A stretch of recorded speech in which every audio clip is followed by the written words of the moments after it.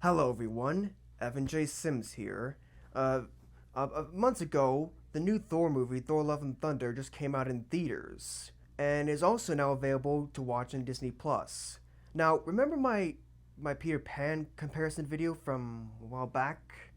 Well, I thought, why not do the same thing again for Thor? That's right. In this video, I'm going to be comparing this Thor movie with the previous movie, Thor Ragnarok, both of them being directed by Taika Waititi. Now, before we begin, I have two things for you to keep in mind. Number one, even though I pretty much exactly said I would not be intending to rip off Nostalgia Critic's old versus new series in my Peter Pan video, well, I'm kinda light on that one, and I'm trying to do that starting now. Number two, there will be major spoilers for Thor Love and Thunder, so if you have not seen the movie and hate it when things get ruined for you, leave this video immediately. So with that all being said, let's begin by starting with giving us the question, who is the best Thor? Starting us off is the best Thor.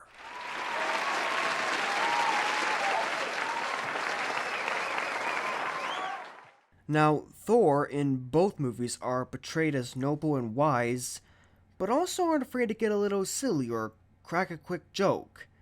This does give him a lot of personality to make him enjoyable, although Thor in Ragnarok can sometimes become a little too silly at some inappropriate times. Sure, this is also true in Love and Thunder, but it is more rare there. Conversely, though, Ragnarok does actually give Thor somewhat of an arc, where he learns that his people don't need their original location of Asgard to be Asgard. Sure, you could argue that Thor Love and Thunder also gives Thor somewhat of an arc, but it's just not as focused on as the one in Ragnarok. So, again, the question is, which movie has the better Thor? Well, it's a really tough choice, but if someone threatened to torture me if I didn't give one answer, I would go with the Thor in Love and Thunder. Why? Because to me, that film does a better job of balancing the character's dramatic and comedic side. Now, don't get me wrong, Ragnarok does a decent job too, but because it was much more focused on goofy jokes and fast food spectacle, there is rarely a scene that lets Thor be human. So I'm going to give this medal to Love and Thunder.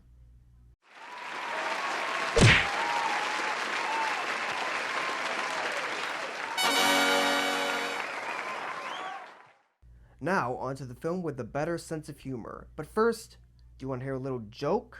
Okay, so what did Thor say when he accidentally smashed a car with his hammer? Thory!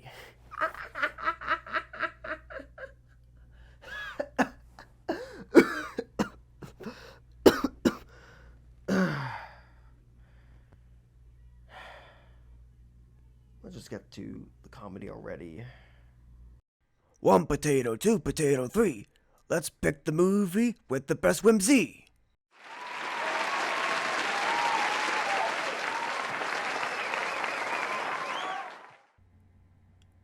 Now, both Ragnarok and Love and Thunder are both considered comedies, and are both directed by master comic filmmaker Taika Waititi. To make things more difficult to choose which is superior, both movies are incredibly funny and extremely entertaining. But if I had to pick, I would again go with Love and Thunder, and once again, it's because it has more balance with its humor and emotion. Sure, I don't blame people for disliking this movie's slight loss of fun, but personally, I was able to enjoy the story more because of this. I personally think that movies in general a lot of them should be more than just highly digestible fast food movies. Because keep in mind, the best movies ever made do more than just entertain. They can hit certain emotions. They can help people through hard times. They can inspire the imagination and creativity of others. Now, don't get me wrong, I have nothing against fast food movies. I mean, I much prefer Chick-fil-A over Wendy's, but... What's that? Those are both fast food restaurants. Well, Wendy's is not fast food to me. It's not. Anyway, I'm personally a fan of the original Thor from 2011, and felt talked down on when Taika Waititi made and put out Thor Ragnarok. But now that I have seen his work with this new movie, I have to applaud Waititi with his effort. It's like Waititi himself was approached by an angry mob outside his house, demanding that he take back what he did in Ragnarok. Again, this medal goes to Love and Thunder.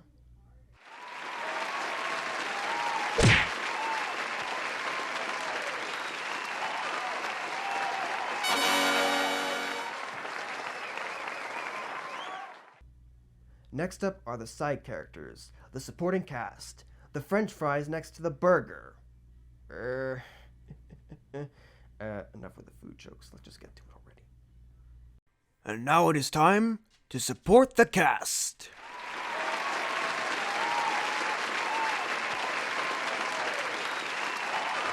Okay, so Ragnarok and Love and Thunder have the same and different side characters. Starting with Ragnarok, we have the Hulk, a giant rockman called Korg, Thor's adoptive brother Loki, and a former Valkyrie warrior named Valkyrie. Meanwhile, Love and Thunder brings back Korg and Valkyrie, but dumps Hulk and Loki. Well, actually, Loki is dead and Hulk is with the Avengers on Earth. But anyway, while both side characters are great in both movies, I have to go with the ones in Ragnarok because they simply just steal the spotlight more often. They all have their funny quips, personalities, and larger purpose in the story. So, for the first time ever in this video, Thor Ragnarok gets the medal for best side characters.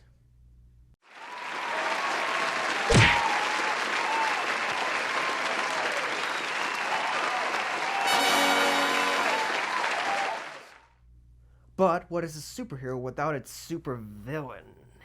Let's now sink our teeth into these slimy rolls and decide which has the best villain. Just to sum up in a word, wah!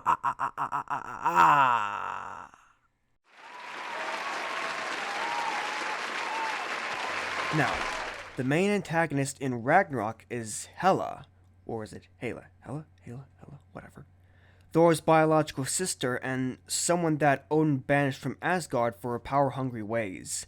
In Love and Thunder, it's Gorr the God Butcher, someone who vows to exterminate all gods in the universe. Now, yes, Hela is quite awesome, is effectively intimidating toward the heroes, and is excellently performed by Cate Blanchett. I am Hela, Odin's firstborn, the commander of the legions of Asgard, the rightful heir to the throne and the goddess of death.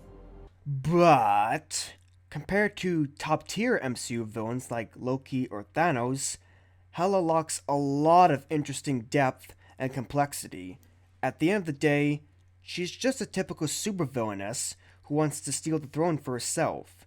She had potential to be a more fleshed-out character, but she failed in execution. Gorr from Love and Thunder, on the other hand, man, is he so much more compelling. Not only is he perhaps even more frightening than Hela, but he is also a lot more fleshed out as a character. You see, he wants to destroy the gods because he feels as if they care more about their own selfish ego than the well-being of everyday folk. So, he decides to use a powerful sword and one of Thor's two hammers to open a portal leading to a place where he can wish to erase all the gods from existence. Because his motives are so understandable and relatable, Gorr comes across as the more interesting villain. Also, while Gorr is a super menacing threat and has a creepy home planet lair, he does have a sense of humor. The cherry on top, though, is his actor Christian Bale. He not only comes off as convincingly scary and chilling in the more threatening scenes.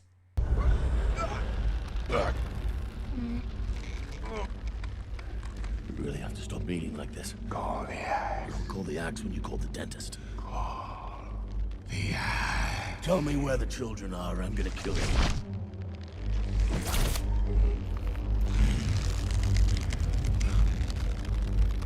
Call the axe. And is so sincere when Gore eventually turns good.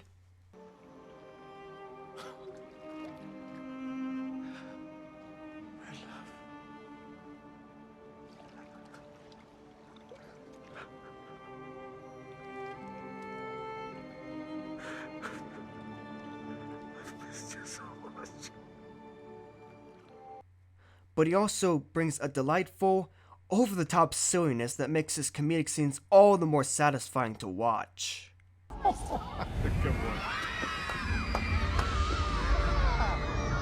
a neat story! Oh, with all this talk about chopping off heads, I want to have a go. What's this? Oh. Oh. This is Opti. Hello, Opti. How are you? You know what Opti loves? Having his head ripped off.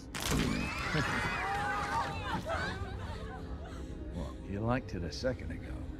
It's such a shame that Gore gets very, very little screen time in the movie because his scenes are perhaps the best part of the movie.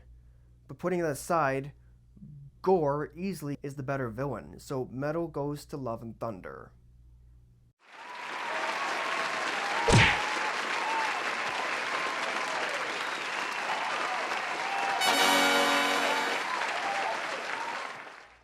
Next, let's all get a taste of some beautiful visuals by looking directly into the sun.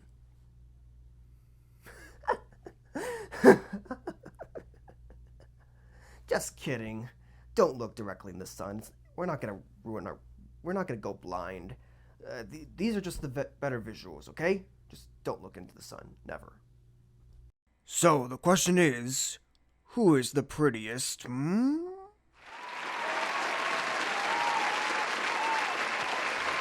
This is definitely the trickiest of the aspects to choose a winner from, because both Ragnarok and Love and Thunder have some really breathtaking visuals and large-scale visual effects. Taika Waititi really knows how to craft a delightfully dazzling world. However, this is still a comparison video at the end of the day, and if I had to choose a winner, I'd have to go with Ragnarok, mainly because of one bad visual aspect of Love and Thunder. You see, later in that movie, Korg the Rockman ends up losing most of his body at the hands of the god Zeus. Only his head remains. Now Korg, as just a head, was most likely portrayed using an animatronic puppet, and let me tell you, this practical effect is downright terrible. Not only does his mouth fail to sync well with his dialogue, but his facial expressions are also very inflexible and unexpressive. I mean, I could do better with some of my puppets. Just watch!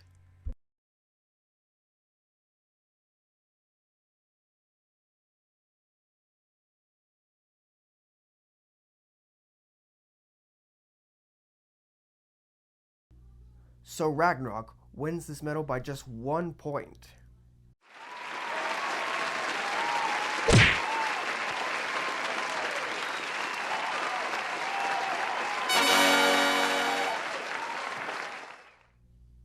And last but not least, we have what's perhaps the most important factor of all, the story.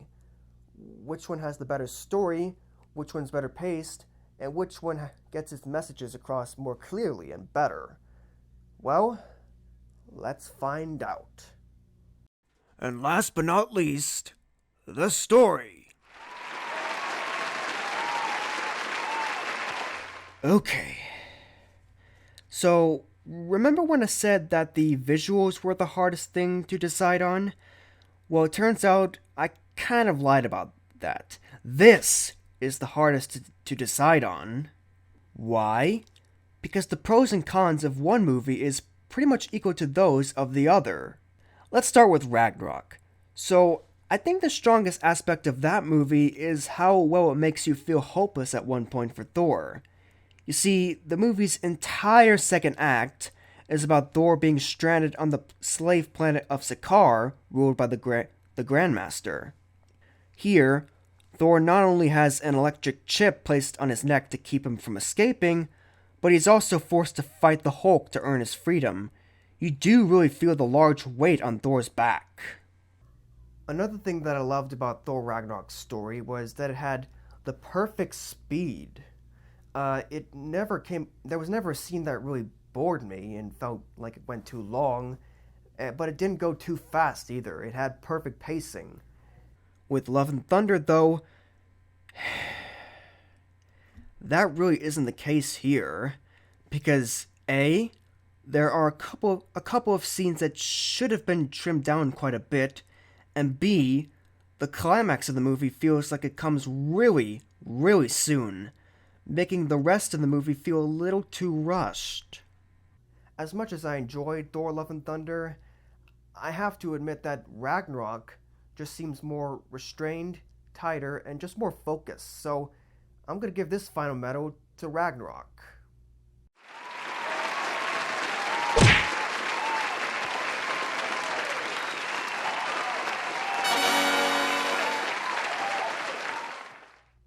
Alright, so now that we gave all our medals away to each movie, it's time to find out which one is the better movie overall. And that is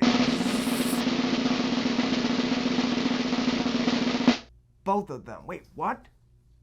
Oh no! It's a tie! What are you gonna do? What are you gonna do? What are you gonna... Wait. I got it. Stop the alarms, okay? I've got an idea. So, here's the idea.